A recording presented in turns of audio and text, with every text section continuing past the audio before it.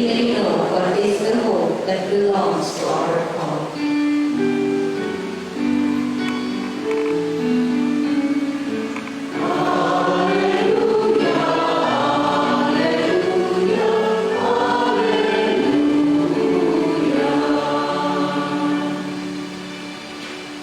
The Lord be with you. And with your spirit. A reading from the Holy Gospel according to Mark.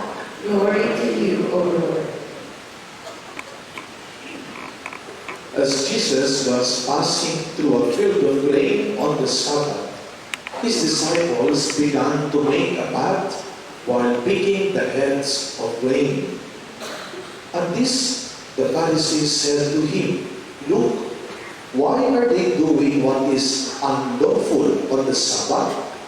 He said to them, "Have you never read what David did when he was in need and he and his companions were hungry?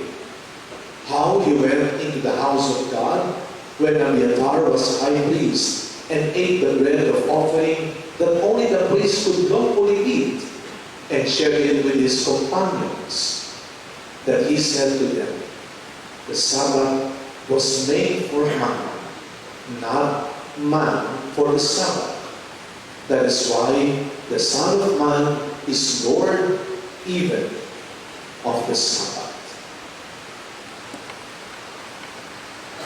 My dear friends, the Gospel of the Lord. Praise to you, Lord Jesus Christ.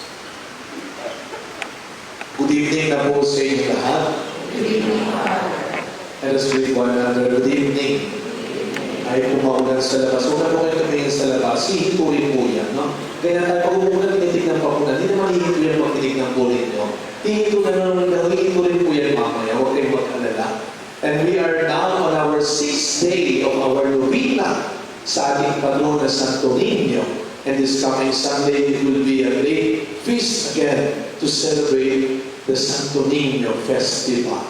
Parang ang bilis po ng panahon, ano? Pero po dito, pagdating ko kanina, nagulat ako, bakit kaya hindi pa tinatanggal yan? Pasko pa rin dito. Why extended?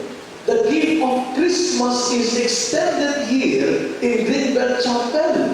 Kaya you are so blessed. And do you still remember the best thing that happened to you last Christmas? Kasi since we still have the Christmas decors here, paano ba may pinapaalala pa sa inyo? For some, siguro yung iba gusto ng kalimutan. Hindi ba tapos yan? Wala na, naubos na. Para doon sa mga naubusan ng Pasko, parang ayaw lang makita itong mga ito. Pero para doon sa mga unforgettable ng Christmas, this serves as a good reminder for us of the great gift that we received last Christmas. And for you, what is the best thing that happened to you last Christmas? What was your most unforgettable Christmas gift? At may share po ko sa inyo. Last December, I received several gifts, pero hindi ako makakalimutan regalo. The gift came when I was out. Wala po ako sa parokya dumating yung regalo, kaya ang tumanggap yung staff namin. Pag-uwi ko, sabi ng staff, "Father, may Christmas gift ka dito." "Ay, saan po galing?" "Ay, hindi ko natanong." Ay, naman. "O sige po, nasan mo regalo?" "Huwag ka mag-alala, Father. Niref ko kasi baka masira. Nilagay ko sa refrigerator, baka masira." "Ay, salamat po." Pumunta ako sa ref, kinuha ko po yung regalo. Pagkuha ko ng regalo, ang ganda, t-shirt. Nilagay sa ref. Kaya yun po yung literal na malamig sa katawan. First time ko nagsuot ng galing sa ref. Napagandang loob lang naman siya, baka na masira. Di ko naman talaga, hindi may bandalay kapag niref, no? But that is the most unforgettable gift. Pero ano po yung maganda doon sa karanasan na yun? You know, for some, para sa kanila ay iba yung interpretasyon ng biyaya. Yung iba interpretasyon ng tinatanggap nila. Siguro para sa kanya, baka pagkain ito na masisira. They know, may kanya-kanya na interpretation ng regalo. And I think this is the best time for us also, as we begin this new year, to remember how to receive gifts. Paano ba tayo tatanggap ng biyaya? Tayo po ay nasa first month of the year pa lang. And this is a good reminder for us. Because this year, believe that more blessings, that new blessings will come to you. Amen. Naniniwala ko ba kayo ngayong bagong taon? Kung kinulang last year, ngayong bagong taon, may bagong darating na biyaya. Ito dapat ang ugali natin. Ugali ng isang bata, ugali ng Santo Niño. Ano ba ang ugali ng isang bata kapag tumatanggap ng biyaya? Sabi nila ang Pasko ay para sa bata. Pero pag sinabing bata, hindi yung bata na maliit lang. Huwag mawawala ang bata sa atin. Dapat meron tayo ng puso ng bata. Sapagkat ang puso ng bata ay hindi lang marunong maniwala. Ang puso ng bata ay marunong pa rin matuwa sa maliliit at simpleng bagay. At ito ang magandang halimbawa ng sanggol na isinilang sa atin. Remember that the child was born in a simple manger, in an ordinary night. At sana tayo rin gano'n. Kaya in our first reading, in the book of Samuel, we heard again the powerful reminder. Because God looks sa ating puso, while man looks at appearance. At ito ang mawawala sa atin. Ang kaligayahan ng isang bata sa isang ordinaryo at simpleng bagay lang. Huwag natin gawin komplikado ang buhay, kagaya ng mga Pariseyo sa gospel natin. Masyado natin pinapahirap ang lahat ng bagay. Ang hirap sa atin pag sobrang matalino na tayo. Pag sobrang marami na tayong alam, pag sobrang mataas na tayo, pati ang mga simple at ordinaryong bagay, nakakalimutan natin pahalagaan. We just celebrated the feast of the Grand Nazarene. Ito pong taon na ito, napakabilis sa mga pangyayari. Kasi silang pa lang, ngayon, mamamatay na naman siya. Dahil ang aga po ng Lent, February 14, Ash Wednesday na. So next month, Ash Wednesday na. Kaya dapat, tanggalin yung talaga ito pagkatapos ng fiesta. Dahil mamamatay na ka na. Napakabilis ang mga pangyayari. Balikan naman, pagkatapos ng Nazareno, kung saan pinakita ang paghihirap ni Kristo sa dito, sa Santo naman. Batang Jesus na naman. Pero alam po ninyo kung anong nakita kong maganda. Ako po ay devoto ng Nazareno. Kaya ako nagkaganito ngayon at alam ko hindi ko aabot sa Novena Mass dahil ako po ay nagkasakit din at hindi pa rin tuluyan, gumagaling, hindi lang alata.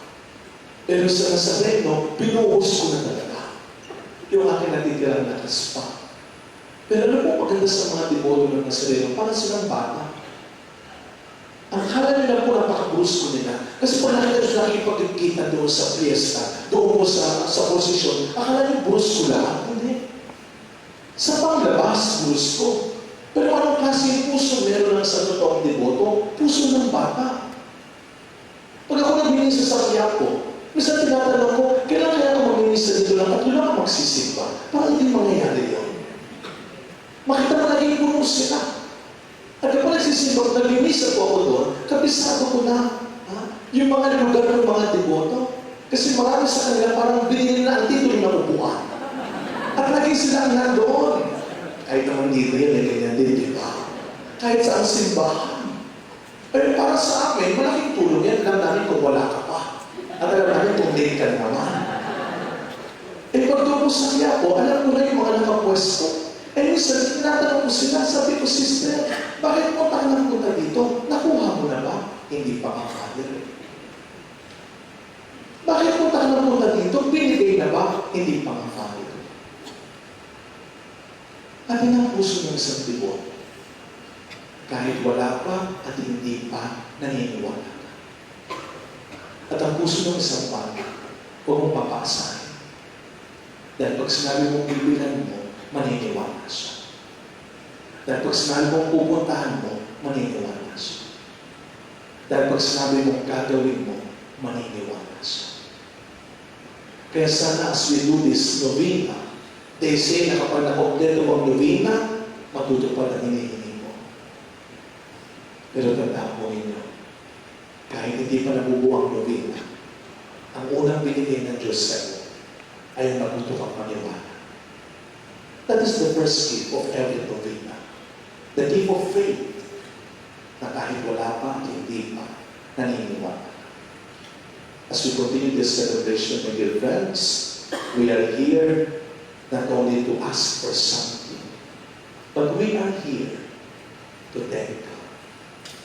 To thank God for giving us the courage to believe again. To thank God for giving us the chance to trust again. And as we continue this novena, do not forget that this is not just about you and for you. So do not forget to pray for all those who are losing their hope, who are losing their faith. Pagdasal natin sa novena na ito, ang mga kapatid natin ayaw nang magdasal at napagod ng maniwala. Every day, we believe that graces will come and miracles will come. Amen.